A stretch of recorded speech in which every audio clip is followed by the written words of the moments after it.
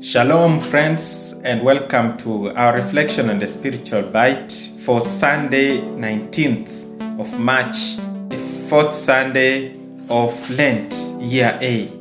Today, on our spiritual bite, we are going to reflect basically on the gospel. The gospel is taken from John chapter 9, verse 1 to 41. And this gospel is an encounter between Jesus and a blind man. An encounter between Jesus and a man who was born blind, and the opposition that there ensues between the Pharisees and the scribes and all those who were against Jesus making acts, especially on the Sabbath day.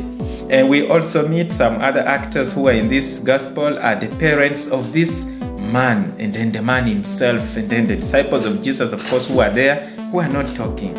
Jesus makes encounter of this man who was born blind, and he heals him. He heals him by taking away his blindness, a form of anointing. Actually, this Sunday we are hearing of two kinds of anointing.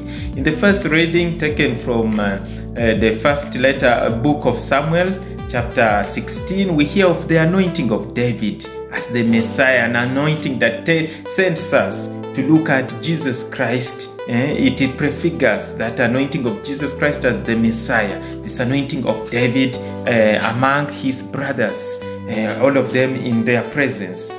So Jesus also anoints the eyes of this man with the spittle which he had made mud out of it, and tells him to go and wash in the Siloam River, and this man obeys and does so.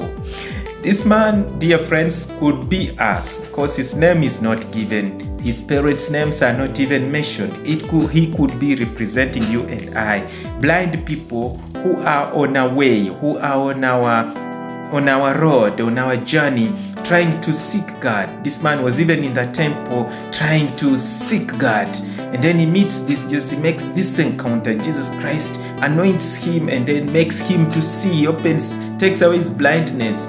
But firstly for the body and also his spiritual blindness. This man now understands Jesus Christ, who reveals to him as the Messiah, who reveals to him as the Christ, the one who heals, the one who is sent, who was anointed, who is sent to do the acts of the Messiah.